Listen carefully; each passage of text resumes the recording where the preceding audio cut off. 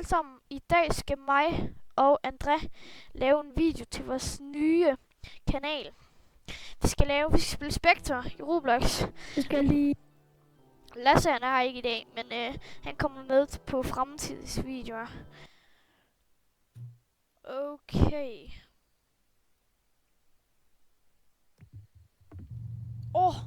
Min tænd er høj. Jeg tager en temperaturmåler, en EMF og en lommelygt. Er du klar? Jeg kan lige du en pige inde i spillet. Hvad er jeg? Du er sådan en pige. Nå. Dem tager vi senere. Okay. Ej, jeg har ikke spillet det her nye noget. Jeg har kun spillet det gamle. Ja, jeg sværger, hvis det kommer, det kunne jumpscare, ikke? Det kunne jeg ikke. Okay. Okay, lad mig se. Okay, der kommer sikkert... tænder lige af lyset. Der kommer ikke noget temperatur. Hvad er det her for noget? Okay, nu kommer der noget. Det er faktisk lidt nøjeren. Du skal højreklik. Foran. Nå. Okay, der er normalt grader her. Mit håndled. Hvad skal det lige der? Au. Sådan der. Der er heller ikke noget EMF lige nu.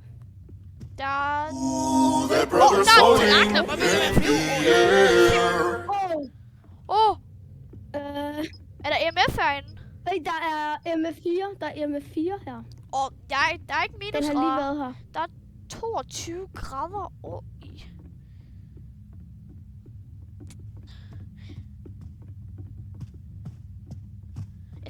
Jeg bliver nødt til at... Er der noget med fucking flyvende tallerkener? Ja, paranormal... det vil jeg sige der.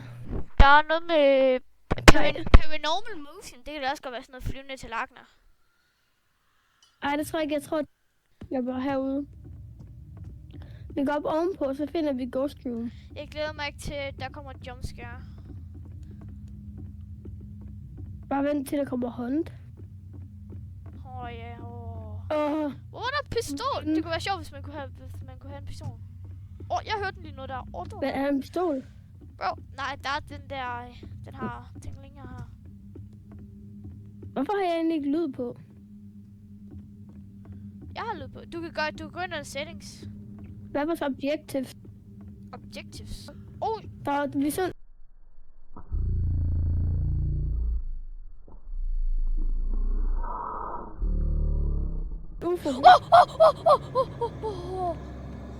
Hvad er der? Der kom en eller anden lyd. Jeg troede, det var en hunt. Men det var det så ikke. Der kom bare en eller anden... så blinker alt dit lys også. Der kom sådan en pludselig lyd. Det var ret nøjeren. Pace timer. Der er peace timer. Den er på 0. Jeg tror bare, vi burde... Jeg går lige på toilet. Du løber bare rundt, jeg går lige på toilet. Du skal ikke på toilet. Nu er jeg alene. Jeg er bange. Okay, lad mig bare prøve noget. Okay, jeg sætter den her op herinde. Jeg er faktisk lidt bange lige nu. Skal jeg gå ned i kælderen? Jeg ved ikke, om jeg tør. Jeg er bange. Jeg sætter den op lige her. Oh my goodness. Okay. Hvorfor giver den ikke at sige noget, når jeg går forbi? Kan det ikke please lade mig sige de her lyde? Jeg kan faktisk ikke lide det. Nu går jeg ned i kælderen. Jeg er bange. Svær lige om lidt begynder jeg med at skide mine bukser.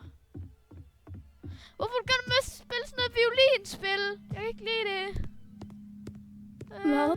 Der begynder at spille sådan noget violinsang herinde. Sådan noget 80'er musik. Bro! Radioen gik på. Helvede. Jeg er bange. Okay, der er kommet en dør her. Det er ret dejligt. Okay, jeg går ned i kælderen. Okay, lyset det blinker her. Der er en hunt! Hey! Lige opkaldet. Alt lyset det blinker. Radioen tændt. Held og lykke. Ja, du skal løbe. Jeg løber rundt om bordet. Jeg står her udenfor. Det var bange. Jeg døde. Nej, du døde. Jeg kan ikke revive. Jeg skal Robux, jeg er færdig. Vi valgte lige efter det her. Og her begynder vi at hjælpe om, der findes Ouija board til spillet. Gætter du spøgelse? Ja, nå, men det der ånden i glasset. Nej. det var en Ouija juling. board. Ouija board. Ouija board. Ja, er der det? Det ved jeg ikke. Er der det her i? Det ved jeg ikke. Shop. Okay, vi skal bare lige finde det der spøgelsesrum ting. Det der, hvor der er også meget activity, du ved. Vi tager lige, hvad tager vi? Asylum, Clinic, Arcade. Prøv, Arcade. Nå, Den har jeg spillet før, den er... Jeg kan ikke huske, hvilken en det er. Der er også en, der er meget Lasse spillet. Der lavede jeg faktisk noget virkelig fedt editing på. Cute editing. Det går galt. Jeg ved ikke, om den er oppe på YouTube. Ja, der er en eller anden Spectre-video, som jeg har set, som I har lavet. Og nu er du mand. Det er stadigvæk. Nu er du mand. Nu er du dreng. Ja, jeg vil lige ændre det. Nå, det har jeg Jo, ikke. kan du smide en af dem, der du har? Hvorfor en? Jeg vil godt have temperatur. Okay, her. Okay, så skal du bare huske at... Jeg skal tage bogen. Når du har equivalent... Jeg tager de her goggles, de der, du ved. Hvis det er, du ser sådan nogle flyvende kugler. Ja, det ved jeg godt. Orbs, flyvende kugler. Yes, de der. Så er det et tegn. Jeg tager min EMF-måler. Husk at højre... Altså, den er på lige nu. Okay, Ja. jeg synes, det her, det var nøjeren. Okay, det her, det er fint nok indtil videre. Det er ikke så nøjeren. Wow, hvad er det her? Men når du begynder at komme lyde, så er det nøjeren. 20 grader. Der er i hvert fald ikke noget herinde. Min lyd er alt for høj. Hvad er det her? Det blev lidt koldere. Men der er sådan nogle flyvende ting rundt omkring. Det er ikke noget. Kan du det se bare, noget? Det er Prøv at tage bare, din goggle. det er ikke noget. Det er bare sådan. Der er ikke nogen orbs. Så. Der er koldt her. Er det koldt? Jeg kan ikke se noget. Okay, det har en. Min EMF-måler begynder at... Er der, hvor varmt er der, eller hvor mange? Den er på 2? Den er på 2, ja. Minus 3. Den er lige her. Jeps. Minus 3, der er minusgrader. Freezing temperatures. Det er tegn. Minus 2. Det er tegn. Freezing Jeg løber temperatures. ud. Jeg prøver lige at se, om jeg kan finde nogle orbs. Ja. Nå, jeg synes ikke, det var orbs, men det var bare en af de her game things, der var taget turn on. Men hvis vi siger ghost orbs. Hvis du finder orbs, så er vi ret godt... Har du en bogen? Nej. Prøv. Har du ikke bogen? Jeg går lige ud igen. Det er ret nøjende, der begynder at komme ud. Jeg har ikke bogen. Skal jeg tage bogen? Jeg kan tage bogen i stedet for lommelygt. Hvad? Ja, så tager jeg den her motion. Den her. Se. Kan man se, hvor den... Har du sådan en, har du den der, sådan, hvor spillet, de kan snakke til dig? Den der, den her. Nej, det er den der Spirit Box. Ja, Spiritboxen. Og der kan du trykke K, så kan du stille en spørgsmål. Ja. Okay. Jeg har ikke set nogen orbs derinde indtil videre. Men det er altså, der er jo ikke 100% chance for, at vi finder orbs. Nej. Jeg sætter bogen lige her. Ja. Den er ikke her? Jo, den er her. Der er den her. Der er også EMF-måling til. Vi kan stille den på jorden. Ja. Okay, den vender så med mange. Vender rigtigt. Oh my goodness. Vender rigtigt. Okay, det var godt. Jeg vil godt hjem.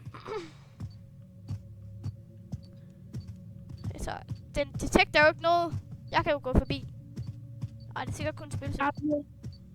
Altså, den er kun på en indtil videre. Den der Gameboy-ting, den er tændt. Jeg kan ikke med spillemaskinen. Fordi jeg har to. Jeg har to pladser. Jeg kan tage kameraet. Okay, så tager du kamera. Nå. Og der er ikke noget kamera. Var der et kamera? Det var der i det Du har smidt din flash. Ja, den tager jeg op. Sådan der. Jeg går ind med spiritboxen.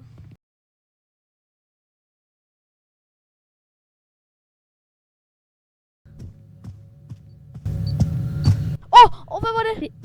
Okay, det var en lyd. Kommer du? Hvad? Kommer du? Kan du stille et spørgsmål, og så svare den igen? Ja, kan du komme ind? Okay, lad mig stille et spørgsmål.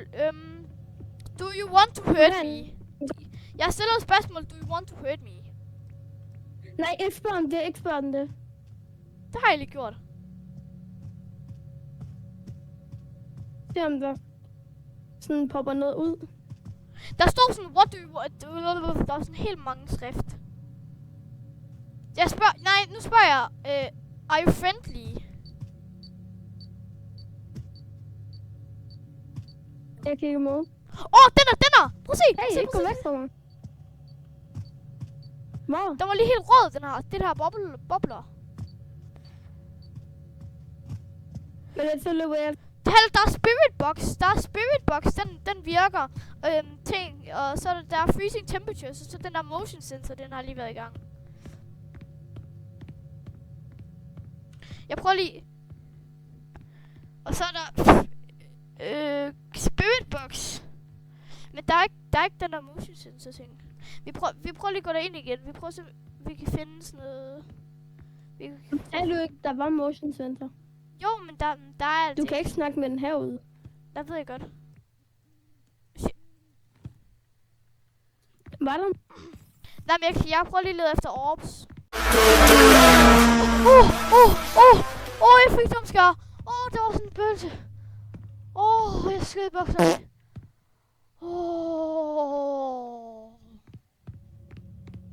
Der var sådan en spøgelse, der gik helt, sådan en sort spøgelse, der gik hele vejen ned ad gangen. Jumpscare. Det var faktisk nøjeren. Skal jeg spørge, hvordan den døde?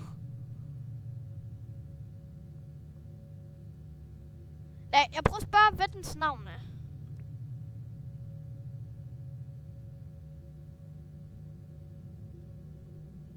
What is your name? Lagde du godt mærke til, at de var røde? Jo, de der tinglinger. Den sagde, what do you want? Den sidder, what do you want? Så ved vi det. Så er du sikker på, at det ikke er der? Når der står, den kommer sådan, what do you want mod mig. Og jeg har ikke gjort noget. Jeg er bange! Jeg kunne høre lyde. Det kunne jeg også. Nå, så ved vi vel. Nå, vi mangler én ting. Spirit box. Der er paranormal motion.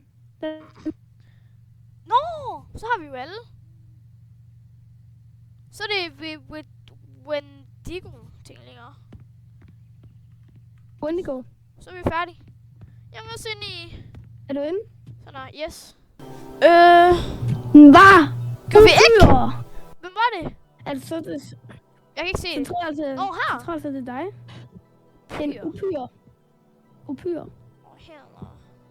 Ej, vi er så dårlige. Ej, vi bliver lige nødt til Men den håndtede os ikke. Nej, det gør den faktisk ikke. Ej, det var faktisk dårligt til.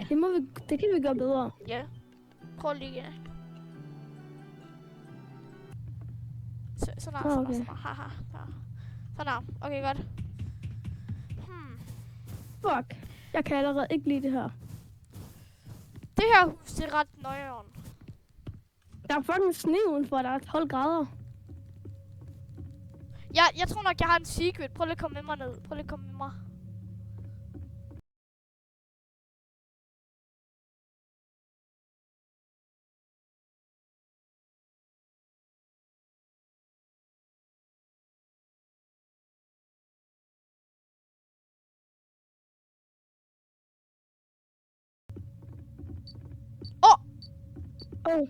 Det begynder med at gøre det her. Hvad hvis vi går ind her? Går det ind til herude? Der er koldt herinde. Det her.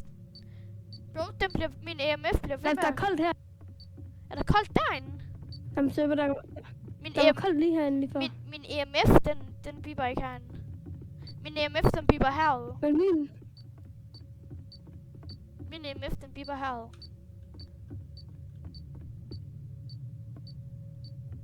Det der tv, det er ret vokset. Lad mig lige prøve at sætte den bogen. Prøv at gå hen med EMF. Der er koldt her.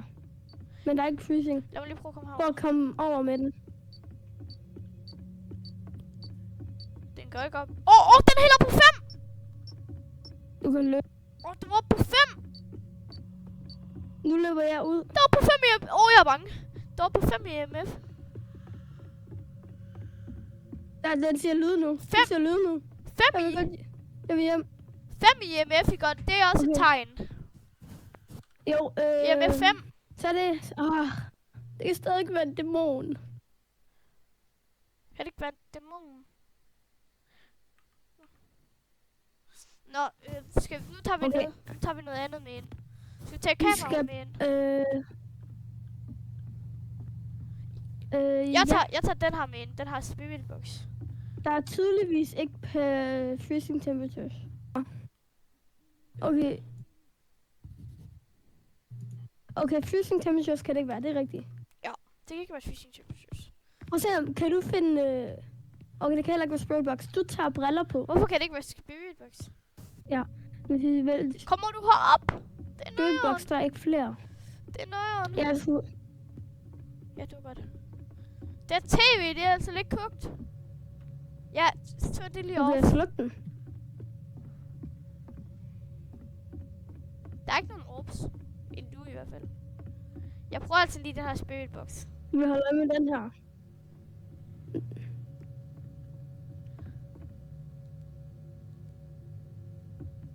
Den har ikke sendt noget tilbage nu.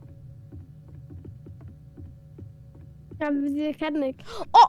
Oj, der er noget igen. Der gik noget i den. Hallo, der blev Jeg sendt. bliver ved der.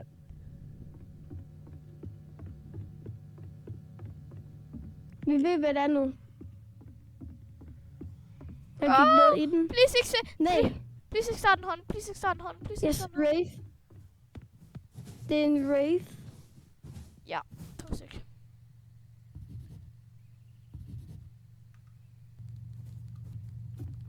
Du lukker bare. Skål ind. Hvis ikke det er rave, så er der noget galt. Hvad? Er det ikke? Revenant. Huh? Jeg tror altså ikke det der motion noget, What? det er rigtigt. Hvad er det her for noget? Jo, men den skal måske bare være rød.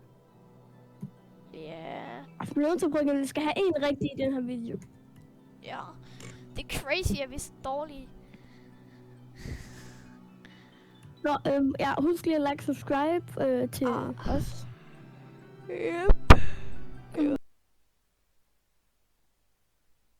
Hvordan fanden kunne det ikke Hvad? være en Wraith? Du må lige skrive i kommentarerne, hvis I styr på det. Det fatter jeg ikke. Du er nede i jorden. Ja.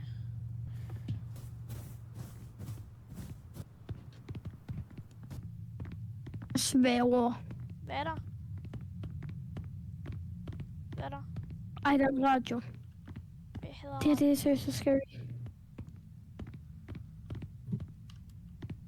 Der er 16 grader her, så... Jeg tror ikke, Det er også sådan en hideout, der er ikke super varmt her. Her er skidespanden. der er 20 grader. Her. Der er minus 2 grader Der bygger herinde. vi. Der er minus 2 grader. Freezing temperatures. Så løber jeg lige ud for at sætte det i min Skal jeg bare- alarmbok. Du kan sgu da også bare gøre det herinde. Ja, hvis der kommer hånd. Hvad så? Hvad så? Jeg blev bange. Det var sådan, der kommer sådan, det var sådan en sådan skratten. Sådan. Nå. Og vi har discovered ghost room, okay? Ja. Hvis du tager bogen og går derind og sætter den.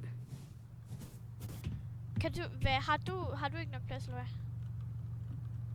hvad? Jo, men jeg tager noget andet med. Okay, så smider jeg bare min lommelygte der. Nej, jeg tager på bogen, Nå, okay. Og du kan godt huske, hvor det var henne, ikke? Jo, det var lige her. Det var lige her. Ja, det var herinde. Okay. Are you friendly?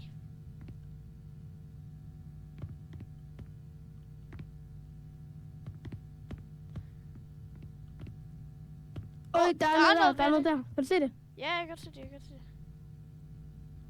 Prøv lige. How old are you?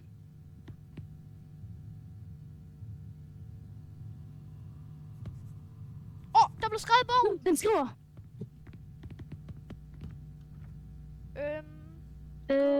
Ghost Riding. Det kan være Demon og den der Euro-ting. Var den der? Hvad? Var den der lige der? Jeg tror, jeg så et eller andet. Vi prøver lige igen. Vi skriver... Okay. What is your name? Nej! Vent. Der Er den med dig? Den er bag os! Oh, fuck. Okay, den kan jeg ikke lide. Løb. Jeg kan ikke løbe! Ah. Du døde. Jeg kommer ud fra den svarede mig, for jeg gider ikke være her mere. Hvis jeg så skriver, at den spirit boxet, så er det Demon. Det er Demon. Er det Demon? Jeg tager Yuri. Hvorfor? Ja. Det er ikke Yuri, bro. Det er Demon. Nej. Det er Demon. Ja. Er du klar? Okay, jeg er inde nu. Ja. Kom nu. Please sig det Demon. Hvis ikke var en Demon. Hvad? Jeg havde ret. Det var en Yuri. Var det? Nej. Oh my Ja. goodness. Jeg svarer, den her spirit box, det giver mig stress. Jeg ved ikke, hvordan den virker. Altså, skal de... Nå, ja, du skal jo lave en outro. Det var så alt for den her video, guys. Tak for, at I så med. Husk at like og subscribe. Peace.